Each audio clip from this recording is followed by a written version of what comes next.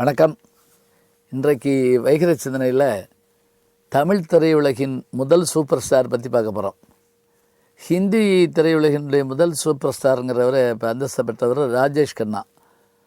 அது மாதிரி அமெரிக்க ஹாலிவுட்டில் நிறைய பேர் சொல்லுவாங்க. அதில் ஹிரிஹரி பெக்னு ஒருத்தர் மெக்கனாஸ் கோல்டு நடித்தவர் பெரிய சூப்பர் ஸ்டார், ஹாரிசன் போர்டெல்லாம் சொல்லுவாங்க. ஆனால் தமிழ் பட உலகில் முதல் சூப்பர் ஸ்டார் அந்தஸ்து பெற்றவர் எத்தனை படம் நடித்தார் தெரியுங்களா? வெறும் 14 படம் தான் நடித்தார். அதில் 10 படம் தான் ஓடிச்சு. இந்த 14 படத்தில் நடித்த அவர் சூப்பர் ஸ்டார் அந்தஸ்து பெறாருன்னா அப்படி எப்படிப்பட்ட ஒரு பெருமையுடையவராக இருக்கணும்? அவர் யார்? மாயவரம் கிருஷ்ணமூர்த்தி தியாகராஜன், MKT. இந்த 3 எழுத்து மந்திரங்க, MKT. 1910ஆம் ஆண்டு மாயவரத்தில் மாணிக்கத்தம்மாள் கிருஷ்ணமூர்த்தி தம்பதியருக்கு மகனாக பிறந்தவர் இவர். இவருடைய உடன் பிறந்தவர்கள் சகோதரிகள் உண்டு. இவர் திருச்சியில் தான் வாழ்ந்தார். இவருடைய குலத்தொழில் பொற்கொல்லர் வகுப்பை சேர்ந்தவர். இவர் அங்கே அதாவது இது பண்ணிட்டு இருந்தார். சிறு பிள்ளைகளே இவருக்கு பாடுகிற திறன் இருந்தது. பார்க்க ரொம்ப அழகாகவும் இருப்பார். ஆடவரே விரும்பும் அழகுடையவர் அப்படின்னு இவரை பற்றி எழுதுவாங்க. அத்தனை சுருட்ட முடியும், அவ்வளவு அழகான பாகவதர் கிராப்பும் பட்டு சட்டையும் அங்கஸ்திரமாக அவர் பன்னீரில் தான் குளிப்பார் அப்படின்லாம் சொல்லுவாங்க. இவருடைய குரல் வளத்துக்கு காரணமாக இருந்த அந்த பெருமை இவருடைய ஆசிரியர்களை சாரும். நடேசையர் என்பவர் இவரை பார்த்துட்டு இவருக்கு அந்த வாய்ப்பை இது பண்ணி கொடுத்தாரு. இவர் நாடகங்கள்லையும் நடிக்க தொடங்கினார். இவர் நடித்த பவளக்கொடிங்கிற நாடகம் ரொம்ப புகழ்பெற்ற பெருமையாக இருந்ததுனால 1934 அதை படமாக்குனாங்க. 1931 தாங்க தமிழ் படம் பேசுது. அதாவது முதல் தமிழ் படம் காளிதாஸ் பேச ஆரம்பித்தது அப்போ தான். இவர் 1934 நடிக்கிறார். அந்த Pavalakodi super hit, super duper ஹிட்டுன்னு இன்றைக்கி சொல்கிற பாருங்க, அதெல்லாம் சாதாரணம் கிடையாது. அதை காட்டில் ஒரு ஆச்சரியம் என்னன்னா, இவருடைய சாதனை இன்னும் முறியடிக்க முடியாத ஒரு சாதனை என்ன தெரியுங்களா? இவர் நடித்த ஹரிதாஸுங்கிற படம் 3 வருஷம் ஒரு தேட்டரில் ஓடிச்சு. 3 தீபாவளியை கொண்டாடிச்சு. பிராட்வே அப்படிங்கிற இடத்துல இருக்கக்கூடிய அந்த தேட்டரில் பிராட்வே தேட்டரில் 3 வருஷம் ஓடிச்சு. அத்தகைய பெருமை இவருக்கு உண்டு. இவருடைய குரல் வளம் அப்படி இருக்கும்.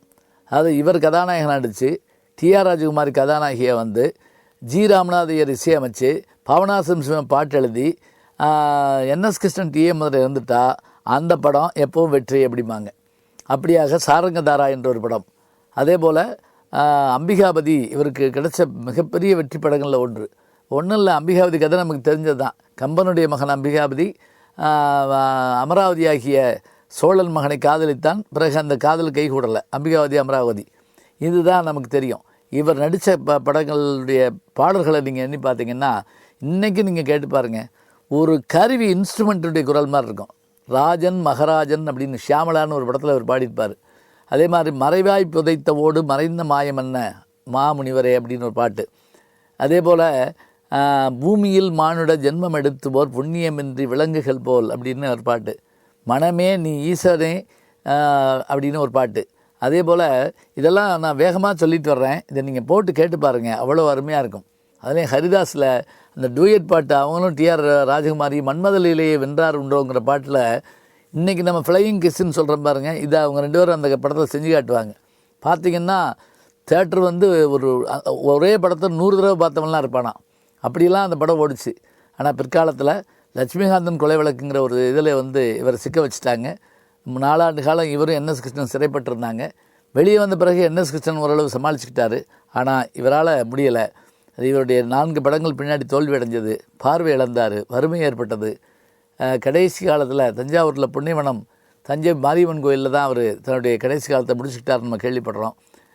ஒரு முறை NS கிருஷ்ணன் கூட சொன்னாராம், இப்படியான ஒரு குரலையுடைய மனிதரை நாம் பார்க்க முடியாது, இப்படியான உருவம் படைத்த மனிதரையும் பார்க்க முடியாதுன்னு சொன்னாராம். அத்தகைய பெருமையுடையவர் MKT என்ற 3 சொற்களை உடைய 3 எழுத்துக்களை உடைய மாபெரும் சூப்பர் ஸ்டார் தியாகராஜ பாவதர் இன்றைக்கும் அவர் பாடல்களில் வாழ்ந்து கொண்டிருக்கிறார். வைகர சிந்தனையில் இன்றைக்கு நான் பார்க்கின்ற ஒரு செய்தி என்ன என்று கேட்டால், எழுத்தாளர் சாவி அவர்களை பற்றி பார்க்க இருக்கிறோம். அது என்ன பேர்? சாவி. எத்தனையோ பூட்டுக்களை திறந்தாருங்க. என்ன பூட்டு என்றால், எழுத்துலகில் நாமும் எழுத்தாளர் ஆவாமா என்று பலர் ஏங்கிக் கொண்டு மனதுக்குள் தங்களுடைய எண்ணங்களை சிறை வைத்திருந்த போது அந்த பூட்டுக்களை எல்லாம் திறந்த சாவி நம்முடைய சாவி அவர்கள்தான். இவருடைய பிறந்த ஊர் வேலூர் மாவட்டத்துக்கு அருகிலே, ஆற்காட்டுக்கு அருகில் இருக்கக்கூடிய வேலூர் மாவட்டத்தில் ஆற்காட்டுக்கு அருகிலே மாம்பாக்கம் என்கின்ற சின்ன கிராமத்தில் அவர் பிறந்தார். இவருடைய தந்தையார் பேர் சாமா.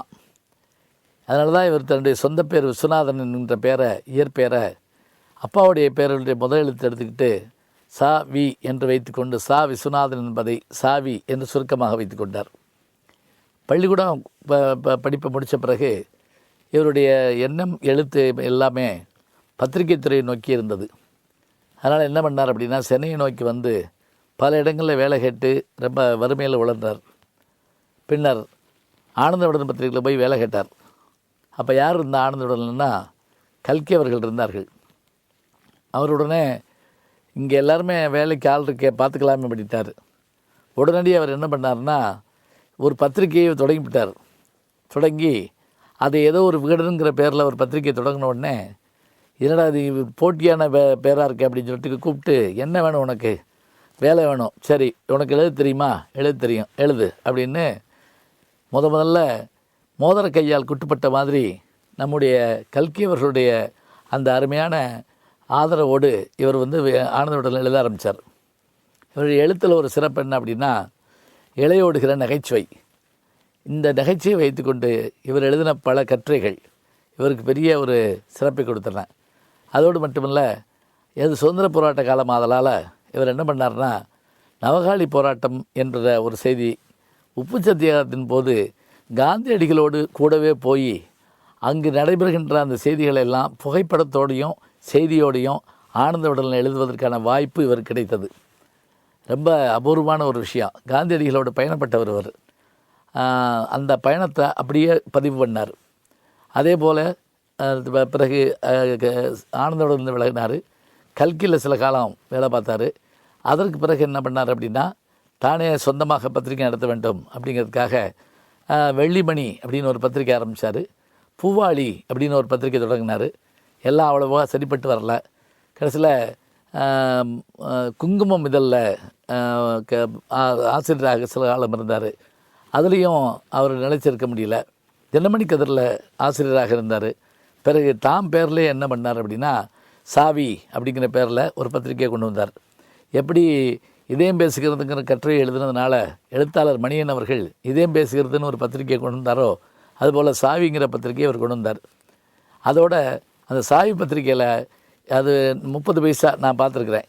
அந்த பத்திரிகையை 1,00,000 பிரதி ஆக்குவேன் அப்படின்னு கொண்டு வந்த ஒரு பெருமை இவருக்கு தான் உண்டு.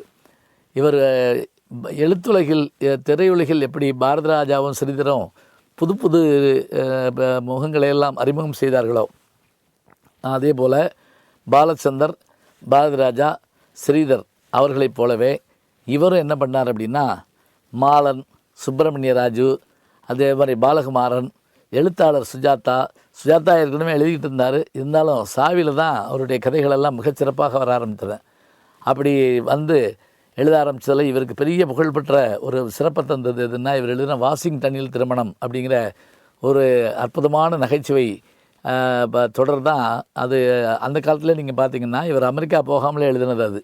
விசிறிவாளின்னு ஒன்று, அதே போல் பின்னாடி இங்கே போயிருக்கிறார்களா கேரக்டர், இதெல்லாம் இவர் எழுதுனது.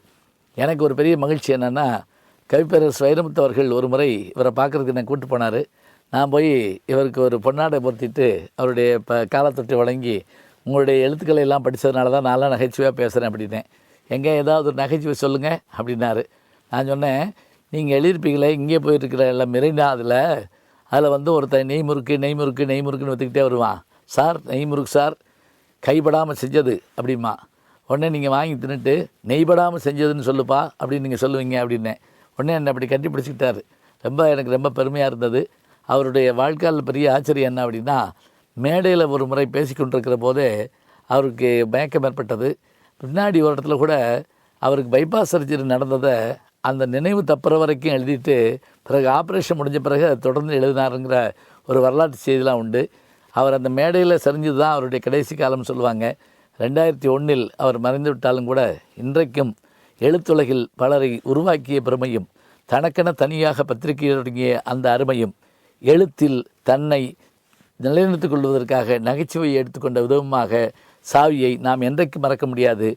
வாஷிங்டனில் திருமணம் என்கின்ற நாவலை படித்து பாருங்கள். சாவி அவர்களின் அருமை உங்களுக்கு புரியும். வணக்கம்.